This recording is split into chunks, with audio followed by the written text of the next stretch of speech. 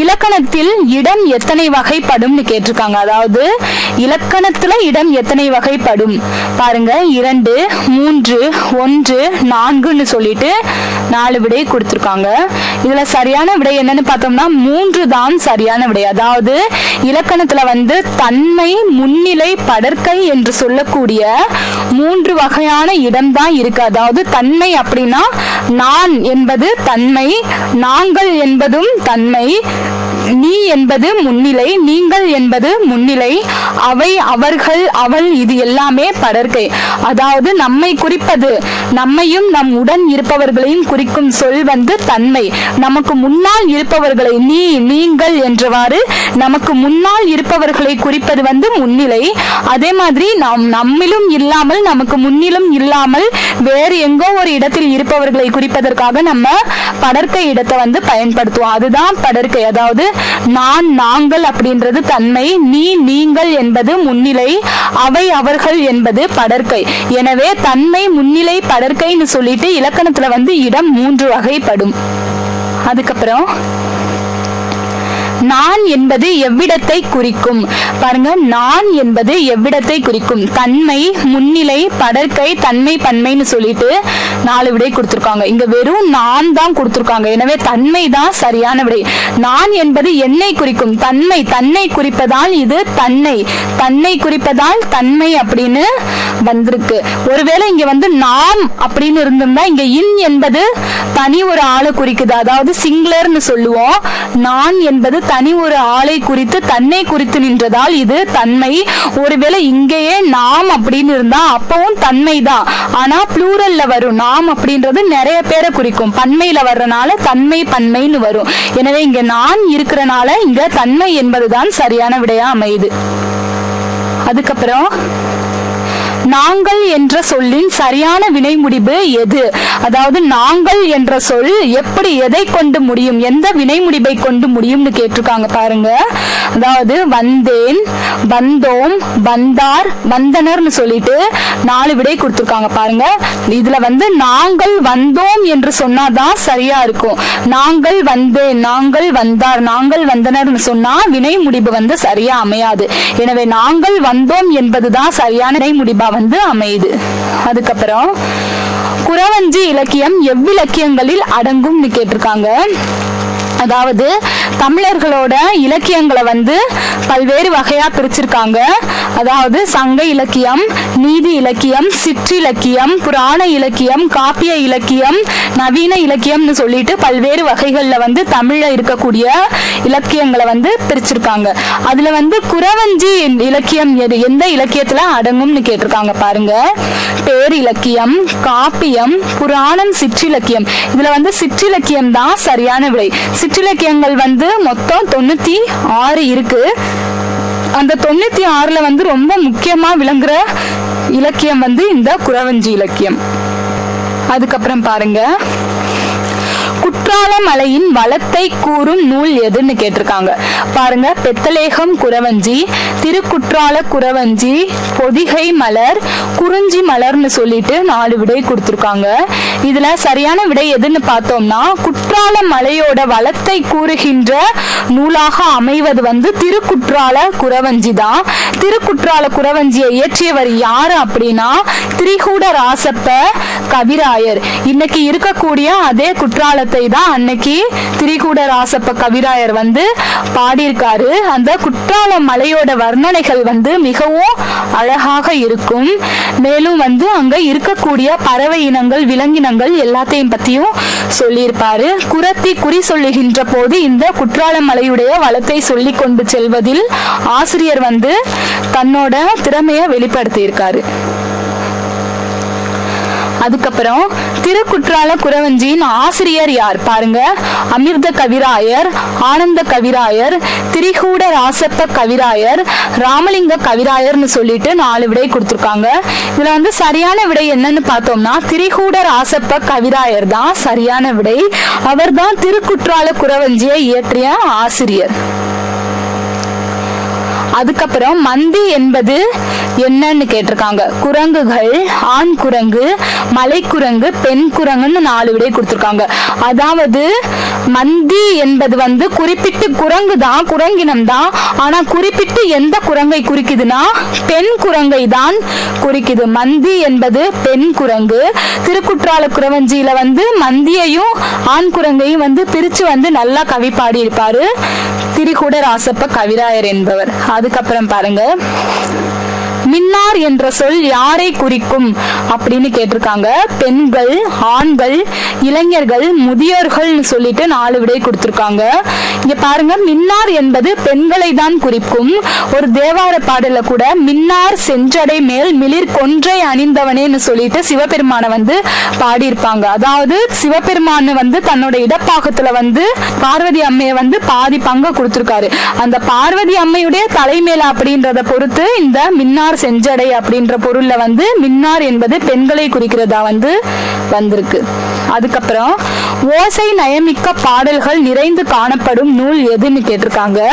முக்கூடர் பல்லு, சரஸ்வதி அந்தாதி, திருக்குற்றால குறவஞ்சி, பெத்தலேகம் குறவஞ்சின்னு சொல்லிட்டு 4 விடை கொடுத்திருக்காங்க. பாருங்க, இதுல வந்து சரியான விடை என்னன்னு பார்த்தோம்னா திருக்குற்றால குறவஞ்சி தான் சரியான விடை.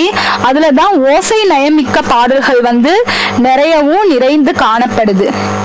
அதுக்கப்புறம் பாருங்க, மரத்தையும் பழைய குடையையும் வைத்து சிலேடை பாடியவர் யாருன்னு கேட்டிருக்காங்க. பாருங்க, பட்டினத்தார், அழகிய சொக்கநாத புலவர், ஔவையார், காலமேக புலவர்னு சொல்லிட்டு 4 விடை கொடுத்திருக்காங்க. இதுல சரியான விடை என்னன்னு பார்த்தோம்னா அழகிய சொக்கநாத புலவர் தான் சரியான விடை. அவர் தான் மரத்தையும் பழைய குடையையும் வைத்து சிலேடை பாடியிருக்காரு. அதுக்கப்புறம் அழகிய சொக்கநாத புலவர் வாழ்ந்த காலம் எதுன்னு கேட்டிருக்காங்க. 19ஆம் நூற்றாண்டு, 18ஆம் நூற்றாண்டு, 6ஆம் நூற்றாண்டு, 20ஆம் நூற்றாண்டுன்னு சொல்லிட்டு விடைகள் கொடுத்திருக்காங்க. இதுல 19ஆம் நூற்றாண்டு தான் சரியான விடை. அதாவது அழகிய சொக்கநாத புலவர் வாழ்ந்த காலம் வந்து 19ஆம் நூற்றாண்டு. இவருடைய பாடல்கள் வந்து தனிப்பாடல்கள் திரட்டு அப்படின்ற ஒரு நூல்ல வந்து காணப்படுது. அதாவது தனிப்பாடல் திரட்டு என்பது வந்து தனி ஒரு நூல் கிடையாது. பல்வேறு காலங்களில் வாழ்ந்த பல்வேறு புலவர்களால் தொகுக்கப்பட்ட, அதாவது பல்வேறு காலங்களில் வாழ்ந்த பல்வேறு புலவர்களால் பாடப்பட்ட அந்த நூல்கள், தனித்தனியான நூல்கள் எல்லாம் எடுத்து தனிப்பாடல் திரட்டுன்னு சொல்லிட்டு திரட்டி இருக்காங்க. எனவே அழகிய சொக்கநாத புலவர் வாழ்ந்த காலம் எது அப்படின்னா 19ஆம் நூற்றாண்டு தான் சரியான விடை. அதுக்கப்புறம் ஒரு சொல்லோ தொடரோ இருபொருள் தருமாறு பாடப்படுவது எதுன்னு கேட்டிருக்காங்க. அதாவது ஏதாவது ஒரு சொல் அல்லது ஒரு தொடர், அந்த ஒரு சொல்லோ அல்லது ஒரு தொடரோ 2 பொருள் படுமாறு அமைந்திருக்கும். அவ்வாறு பாடப்படுவது எதுன்னு கேட்டிருக்காங்க. பாருங்க, கலம்பகம், அந்தாதி, சிலேடை, இரட்டை கிளவின்னு சொல்லிட்டு 4 விடைகள் இருக்கு. இதுல சரியான விடை என்னன்னா சிலேடை தான் சரியான விடை. அதாவது இப்ப பார்த்தோம் அப்படின்னா, அதாவது தாமரை அப்படின்னு ஒரு சொல் எடுத்துக்கலாம். அந்த சொல்ல வந்து தாமரை அப்படின்னு தனியா பார்த்தோம்னா ஒரு பூவை குறிக்கும். அதுவே வந்து தா கூட்டல் மறை அப்படின்னு பிரிச்சு படிச்சோம் அப்படின்னா தாவுகின்ற மான் அப்படின்னு சொல்லிட்டு இன்னொரு பொருளை குறிக்கும். இந்த மாதிரி ஒரே சொல் வந்து 2 பொருள்பட அமைவது வந்து சிலேடைன்னு சொல்லியிருக்காங்க. எனவே ஒரு சொல்ல தொடர 2 பொருள் தருமாறு பாடப்படுவது எது அப்படின்னா சிலேடை தான் சரியான விடை. அதுக்கப்புறம் அழகிய சொக்கநாத புலவர் பிறந்த இடம் எதுன்னு கேட்டிருக்காங்க. பாருங்க, இதுல திருவைகுந்தம், திருநெல்வேலி, திருவாரூர், திருப்பெருந்துறைன்னு சொல்லிட்டு 4 விடை கொடுத்திருக்காங்க. இதுல வந்து சரியான விடை என்னன்னா திருநெல்வேலி. அதாவது அழகிய சொக்கநாத புலவர் திருநெல்வேலியில வந்து பிறந்திருக்காரு. அதுக்கப்புறம் இரட்டுற மொழிகள் என்பதன் வேறு பெயர் என்னன்னு கேட்டிருக்காங்க. சிலேடை, இரட்டை கிளவி, அடுக்கு தொடர், இருபொருள் கிளவின்னு சொல்லியிருக்காங்க. இதுல வந்து இருபொருள் கிளவியா இருக்குமோ அப்படின்னு சந்தேகம் வரலாம். அதாவது இது வந்து கிடையாது. இருபொருள் கிளவி அப்படின்றது வந்து 2 பொருள் பட வந்து பாடுறது. அதேதான் இந்த சிலேடையும் இரட்டுற மொழிதல் அப்படின்றதும் அதான் 2 பொருளோட ஒரு சொல் அப்படின்ற ஒரு அடிப்படையில இது வருது. எனவே இது கிடையாது. 2 பொருள்பட்ட சொற்கள், அதாவது வந்து இரட்டுற மொழிதல் அப்படின்றது கேட்கிறவங்களுக்கும் படிக்கிறவங்களுக்கும் இரண்டு பொருள்பட அமையுமாறு கேட்டல், அமையுமாறு எழுதுதல் தான் இரட்டுற மொழிதல். இதோட இன்னொரு பெயர் என்னன்னு கேட்டா சரியான ஆன்சர் ஸ்லேடை தான்.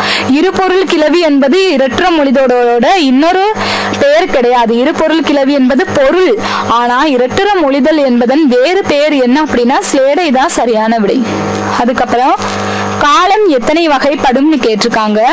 1, 2, 3, 4ன்னு 4 விடை கொடுத்திருக்காங்க. இது எல்லாருக்குமே தெரியும். காலம் வந்து 3 வகைப்படும். அதாவது இறந்த காலம், நிகழ்காலம், எதிர்காலம்னு சொல்லிட்டு காலம் 3 வகைப்படும். ஆனா வந்து ஒரு சில அறிஞர்கள் வந்து சொல்லுவாங்க காலம் வந்து 3 வகைப்படாது, 2 வகை தான் படும் அப்படின்னு சொல்லுவாங்க. ஏன் அப்படின்னா நிகழ்காலத்தை வந்து கணக்குல எடுத்துக்கொள்ள கூடாது. நிகழ்காலம்னு சொல்றப்போவே அந்த காலம் கடந்து போய் அது இறந்த காலத்துல போய் சேர்ந்துருது. எனவே இறந்த காலம் எதிர்காலம்னு சொல்லிட்டு 2 தான் இருக்கு. நிகழ்காலம் வந்து கிடையவே கிடையாது. என்ன ஒண்ணு நிகழ்ந்துகிட்டே இருக்கோ அடுத்தடுத்து நிகழ்வுகள் வந்து தொடர்ந்து வருகின்ற போது இந்த இறந்த காலத்தில் போய் சேர்ந்து கொண்டே இருக்கின்றன. எதிர்காலம் தான் வந்து கொண்டிருக்கின்றன. எனவே நிகழ்காலம் என்பது ஒன்று இல்லை என்றும் இறந்த காலமும் எதிர்காலமும் என்று 2 காலம் தான் இருக்குன்னு சொல்லிட்டு ஒரு சில அறிஞர்கள் வந்து சொல்லுவாங்க. ஆனா தமிழ்ல வந்து காலம் வந்து 3 வகைப்படும். அதுக்கப்புறம் பார்த்தேன் என்ற வினை சொல் எக்காலத்தை குறிக்கும். பார்த்தேன் அப்படின்னு கொடுத்திருக்காங்க. இறந்த காலம், நிகழ்காலம், எதிர்காலம், தொடர்காலம். பாருங்க இதுல சரியான விடை என்னன்னு பார்த்தோம் அப்படின்னா இறந்த காலம் தான் சரியான. பார்த்தேன் அப்படின்னா ஏற்கனவே பார்த்துட்டேன், நேத்து பார்த்தேன், அன்று பார்த்தேன் அப்படின்னு இறந்த கால சொற்கள் தான் வரும். நாளை பார்த்தேன் அப்படின்னு நாளை என்பது எதிர்காலம். நாளை பார்த்தேன் அப்படின்றது பொருள் வராது. இன்று பார்த்தேன் என்றா கூட பொருள் வரும். நேற்று பார்த்தேன் அப்படின்னா கூட பொருள் வரும். எனவே பார்த்தேன் என்ற வினை சொல் வந்து எக்காலத்தை குறிக்கும் அப்படின்னா இறந்த காலத்தை குறிக்கும். பொதுவா வந்து இந்த இடைநிலையை வச்சே இறந்த காலமா நிகழ்காலமா எதிர்காலமான்னு கண்டுபிடிச்சிடலாம். இப்ப பாருங்க பார்த்தேன் இங்க இத்து வந்திருக்கிறனால இத்து வந்து இறந்த கால இடைநிலை. ஒருவேளை இதுவே இப்பு வந்திருந்தா அதாவது பார்த்தேன் அப்படின்னு வரும். இப்பு வந்திருந்தா அது எதிர்காலம்.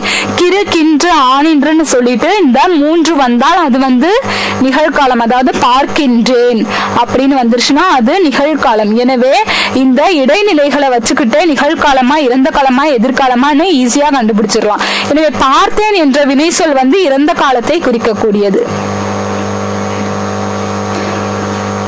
அதுக்கப்புறம் பாருங்க வருவேன் என்பது எக்காலத்தை குறிக்கும் கேட்டிருக்காங்க. நிகழ்காலம், எதிர்காலம், இறந்த காலம், தொடர் நிகழ்காலம்னு சொல்லிட்டு 4 விடை கொடுத்திருக்காங்க. இதுல வந்து வருவேன் என்பது இனிமே வரப்போறது. நாளை வருவேன் அப்படின்னா பொருள் சரியா இருக்கும்.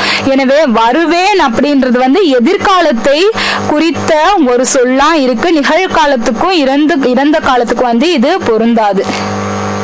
அதுக்கப்புறம் அவன், அவள், இது என்பன போன்ற சொற்கள் எவ்வகை சொற்கள்னு கேட்டிருக்காங்க. வினாச்சொல், சுட்டுச்சொல், பெயர் சொல், வினை சொல் அப்படின்னு 4 விடை கொடுத்திருக்காங்க.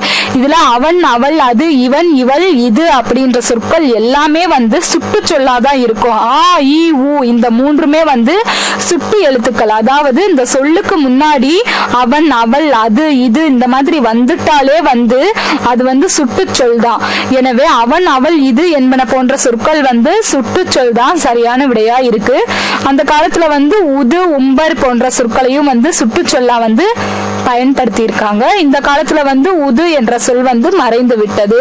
இது, அது அப்படின்ற சொற்கள் மட்டும்தான் இருக்கு. இப்ப அடுத்து பாருங்க ஊ என்ற எழுத்து எவ்வகை எழுத்துன்னு கேட்டிருக்காங்க. சுட்டெழுத்து, வினா எழுத்து, மரபு எழுத்து, சார்பு எழுத்துன்னு சொல்லிட்டு 4 விடைகள் கொடுத்திருக்காங்க. இதுல வந்து ஊ என்பது சுட்டெழுத்து தான் சரியான விடை. அப்பவே பார்த்தோம் இல்லையா, அது, இது என்பது போன்று உது என்ற சொல்லும் வந்து அந்த காலத்துல வந்து பயன்படுத்தி இருக்காங்க. எனவே ஊ என்பதும் சுட்டெழுத்து தான்.